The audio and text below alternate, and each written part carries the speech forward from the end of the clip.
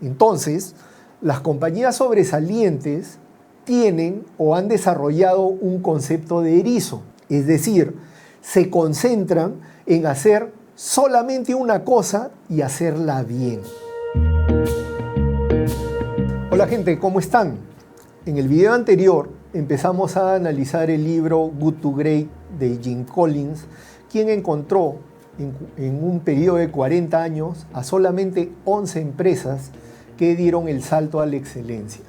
Y estas empresas tenían ciertos elementos en común, que son el liderazgo de nivel 5, primero quién, después qué, enfrentan los hechos brutalmente, tienen un concepto de erizo, tienen una cultura de disciplina y aplican tecnología, aceleradores de tecnología, con un concepto integrador que llama la rueda volante.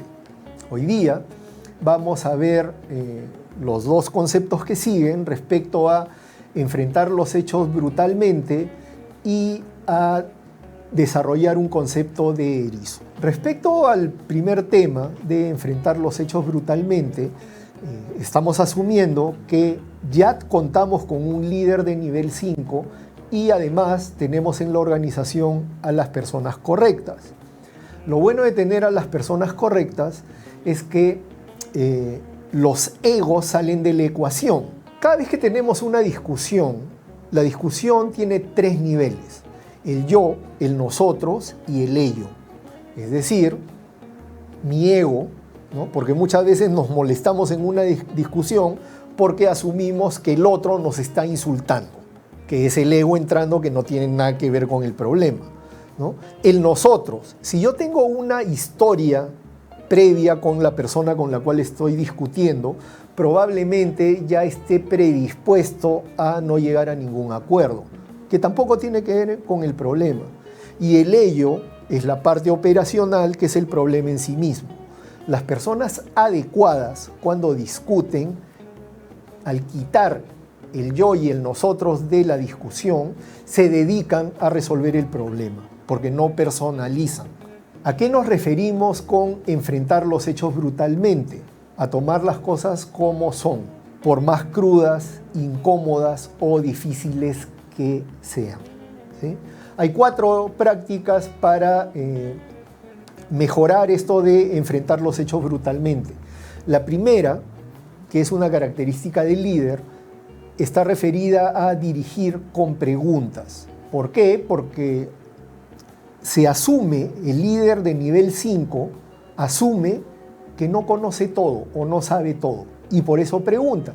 Esto va contrario con los líderes tipo superestrella, que normalmente tienen todas las respuestas, así estén equivocados. Por eso es que los líderes superestrellas suelen tener caídas muy estrepitosas, porque todo va bien mientras no se equivoque. Lo segundo es participar sin coerción. Esto también es del líder. El líder, al participar en la discusión, puede no estar de acuerdo con lo que están diciendo. Puede ser que todos sus argumentos le hagan ver que son estúpidos. Pero no coerción significa no sacar la carta de yo soy el jefe, tú eres el lacayo. Eso nunca. ¿Por qué? Porque en el liderazgo de nivel 5 también implica que en las discusiones no hay jerarquías. Lo tercero, esto ya es de todos los colaboradores, es que deben hacerse autopsias sin culpa. Es decir, cuando hay un error no se debe ocultar, sino más bien se debe analizar y aprender del error. Es más, cuando hay un error, en la mente de un líder de nivel 5 no está resaltar quién tuvo la culpa del error. Así hay un responsable. Y lo último, el último criterio, es levantar o crear sistemas de alerta, es decir, como dicen los gringos, red flags o banderas rojas. ¿Por qué? Porque cuando creamos un sistema de alertas, muchas veces datos sin procesar se puede volver información que no debe ignorarse. Por ejemplo, hoy con la inteligencia artificial, tú puedes detectar en tu base de datos un dato outlier o un dato fuera de serie. y eso te tiene que llamar la atención. Así tú no sepas qué cosa es, pero es una información que no puedes ignorar. ¿Cuáles son las ventajas de enfrentar los hechos brutalmente? La primera es que la organización se vuelve más resistente. La segunda es que cuando se discute con franqueza, la gente adecuada, se va a entusiasmar porque sabe que en su posición va a poder asumir retos que parecen imposibles, porque estás enfrentando los hechos tal como son. Y lo tercero es que la gente acepta los hechos brutales, pero tiene fe en que la compañía prevalecerá y llegará al éxito, así el éxito demore en llegar. Les voy a contar una historia, es de Jim Stockdale. ¿Quién es ese pata? Era un almirante de los Estados Unidos, ¿no? Él fue a la guerra de Vietnam, lo capturaron prisionero con mucha gente de sus compañeros y estuvo más de 8 años en cautiverio, y en estos 8 años lo torturaron más de una veintena de veces. En una de las entrevistas que le hacen, ya cuando estaba libre, él declara, ¿no? Yo nunca perdí la fe en el final de la historia, nunca dudé, no solo que saldría libre, sino que al final prevalecería y convertiría esa experiencia en un hecho definitorio de mi vida que en retrospectiva no cambiaría. Cuando le preguntan quiénes no resistieron, ¿no?, él contesta, los optimistas, ¿no?, que parece contradictorio. ¿Por qué dice que los optimistas no resistieron? Porque los optimistas dentro del cautiverio decían, por ejemplo, ¿no?, vamos a salir en Navidad. Llegaba la Navidad pasaba y seguían en cautiverio y siendo torturados. Entonces, nuevamente, llegaba el optimismo y decían, saldremos en Pascua. Pero llegaba la Pascua, pasaba la Pascua, no pasaba nada, y entonces al final estos optimistas murieron descorazonados. Más o menos terminaron como el elefante con la cadena y la estaca, ¿no? Les quebraron el espíritu. Entonces le preguntan, ¿no?, al almirante Stockdale, oye, pero ¿cómo es eso? Porque aparentemente, si tú decías que ibas a prevalecer, ¿no eras optimista también? Entonces él responde, y acá viene el secreto del concepto, dice, no hay que confundir la fe en que uno prevalecerá con la disciplina de afrontar los hechos más crueles de la realidad, sean los que sean. En el anime, alguien que enfrenta los hechos brutalmente es Ken Kaneki. ¿Quién es Ken Kaneki? El protagonista de Tokyo Ghoul, ¿no?, el ghoul de un solo ojo.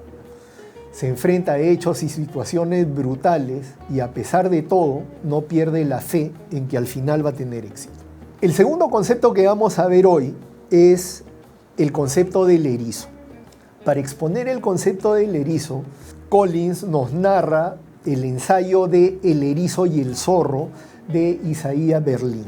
En este ensayo, El erizo y el zorro, se clasifica a los seres humanos como erizos o zorros, lo cual también es irracional, ¿no?, porque es dicotómico.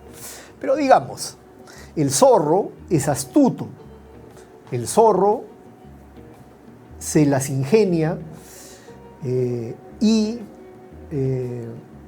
logra inventar 1000 maneras de atacar a traición al erizo, ¿no? Ronda su madriguera, es veloz, es hábil, es hermoso. El erizo es feo, busca comida y cuida su madriguera, ¿no? Cada vez que el zorro, veloz como un rayo, lo ataca, el erizo hace la única cosa que sabe hacer bien. Se repliega, se forma como una bola con todas las púas hacia afuera. Y al final, el zorro se retira, ¿no? O sea, el zorro veloz, hábil y hermoso contra el erizo feo, normalmente uno le apostaría al zorro. Sin embargo, el zorro sabe 1000 cosas y el erizo solamente una, pero esa una la sabe muy bien y no se distrae de hacer bien esa única cosa que sabe. Y todas las veces el erizo gana. Entonces, las compañías sobresalientes tienen o han desarrollado un concepto de erizo, es decir, se concentran en hacer solamente una cosa y hacerla bien. ¿Cómo se encuentra el concepto del erizo? Hay que preguntarnos 3 cosas y buscar la intersección de las 3 respuestas. La primera pregunta es, ¿qué es lo que más te apasiona? ¿Por qué? Porque la pasión siempre motiva a hacer las cosas. La segunda pregunta es, ¿en qué puedes ser el mejor del mundo? No es dónde te gustaría o en qué te gustaría ser el mejor del mundo, sino dónde tu compañía puede ser la mejor del mundo. Entonces, si eso lo intersectamos con algo que apasione, ya se va reduciendo el espectro. Y finalmente, la tercera pregunta es, ¿qué impulsa tu motor económico? Es decir, eso que te apasiona y eso que tiene potencial de convertirte en el mejor del mundo, tiene que generar dinero, porque de otra manera la empresa no va a sobrevivir, ¿sí? Encontrar el concepto de erizo es muy distinto a fijar objetivos, por ejemplo, de crecimiento.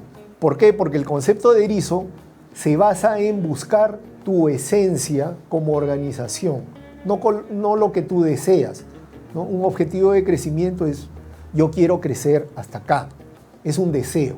Dentro de las compañías, un caso bien sencillo de entender es el de Walgreens, ¿no? Su CEO, que provenía de dentro de la compañía porque su familia era la dueña, ¿no? Un señor llamado, bueno, le decían Cork Walgreens III. Cuando lo entrevistan respecto a por qué han tenido tanto éxito, él casi fastidiado, ¿no? Responde, no fue una cosa tan complicada. Una vez que entendimos el concepto, seguimos adelante. ¿Cuál fue el concepto de Walgreens?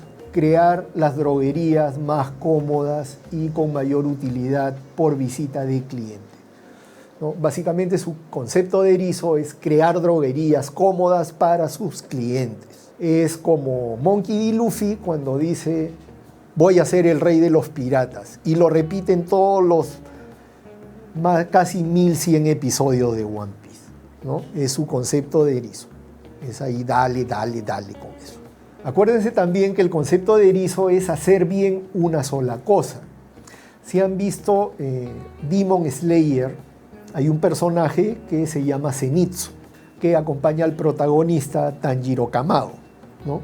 Zenitsu aparentemente es muy cobarde, solamente pelea bien cuando está dormido, pero cuando pelea, ¿no? Él utiliza la respiración del rayo. La respiración del rayo tiene 6 posturas, pero él solamente sabe la primera y es la única que utiliza, porque es la que domina y no se distrae con las demás. En el próximo programa vamos a terminar con el análisis de este libro y vamos a desarrollar los 2 últimos conceptos respecto a tener acciones disciplinadas. Si les gustó este video, dale like y compártelo y suscríbete al canal. Nos vemos en un próximo programa. Chao.